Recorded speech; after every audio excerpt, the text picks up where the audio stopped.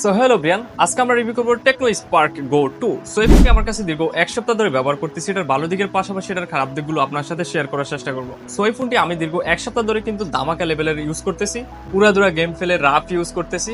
So এই ফোনের ফুল specification আমি কি পেয়েছি এবং কি ভালো দিক খারাপ দিক সবকিছু নিয়ে আজকে ভিডিওতে আলোচনা করবো। এনিওয়ে গাইস, আমি কিন্তু বক্স এবং কি ফোন দোনোটাই রেখে দিচ্ছি। ফার্স্ট অফ ফোনটা দেখতে খুবই সুন্দর এবং কি ওজন কম থাকার কারণে আমরা সব জায়গায় ক্যারি করে নিতে খুবই কমফোর্টেবল। ফোনটিতে থাকছে IP64। আমরা বেশ কয়েকবার ফানের ভিতর নিয়ে বা সরাসরি বৃষ্টির ভিতরে ধরে রেখেছি, সো পানি ঢোকার পসিবিলিটি কিন্তু আমরা একেবারেই ফোনটা থেকে দেখিনি। এনিওয়ে গাইস, তখন কিন্তু আমরা ক্যামেরাটা অন ছিল না, সেজন্য আমি দেখাতে পারতেছি না। ফোনটির ডিসপ্লেতে রয়েছে 6.67 ইঞ্চির একটা HD ফ্ল্যাশ ডিসপ্লে, তবে সারপ্রাইজ হিসেবে রয়েছে 120 হার্টজের। টাচ করার সাথে সাথে ভাই উড়াদুরা ধরে যায় বা সুপার ফাস্ট কাজ করে, সেসব ইস্যু কিন্তু আমরা বারবার পেয়েছি ফোনটা থেকে। পার্সোনালি আমি একজন উড়াদুরা গেম ফেলে করার লোক, সো আমি এই ফোনটা দিয়ে গেম ফেলে করেছি এবং কি রাফ ইউজ করেছি, সেগুলোর পারফরমেন্স কি পেয়েছি। ফার্স্ট অফ অল এই ফোনটার প্রসেসর রয়েছে ইউনিভার্সিটি 7250। মোটামুটি আমরা কিন্তু অনেকবারই ফ্রি ফায়ার গেম প্লে করেছি, তবে যখন আল্ট্রা গ্রাফিক্স দিবেন তখন কিন্তু মাইর ফিট বা অ্যাকশনের সময় কিন্তু অনেকটা ল্যাগ ফিল দিতে পারে। তবে আমরা লো গ্রাফিক্সে খেলার কারণে কিন্তু ফোনটা কিন্তু স্মুথলেস রেজাল্ট কিন্তু পেয়েছি। যাদের মূল লক্ষ্য হচ্ছে যে ফোনটা দিয়ে গেম ফেলে করবেন, তাদের জন্য কিন্তু একটি রুলস আছে, মানে ফোনটি কেনার পরে আপনি লো গ্রাফিক্স করে নেবেন, তখন কিন্তু মোটামুটি ভালো পরিমাণ পারফরমেন্স পেয়ে যাবেন।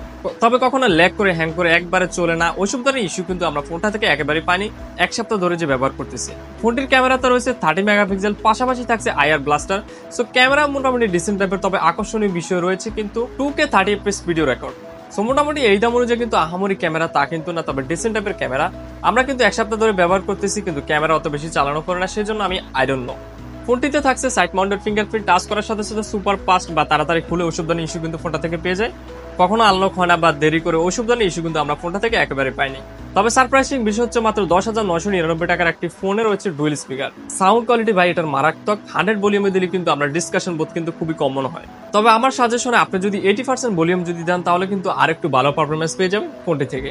সো মোটামুটি 10,999 টাকার ফোনে কিন্তু আমরা মোটামুটি গোছানো একটা প্যাকেজ মনে হয়। পার্সোনালি ইউজ করার জন্য কিন্তু আমি এই ফোনটা পারচেস করি আমার সেকেন্ডারি ফোন হিসাবে ব্যবহার করার জন্য, মানে লাগে না ইউটিউব কন্ট্রোল টন্ট্রোল বা সিম্পল কাজ টাজ করার জন্য, সেই হিসেবে আমি কিন্তু ফোনটা পারচেস করেছি।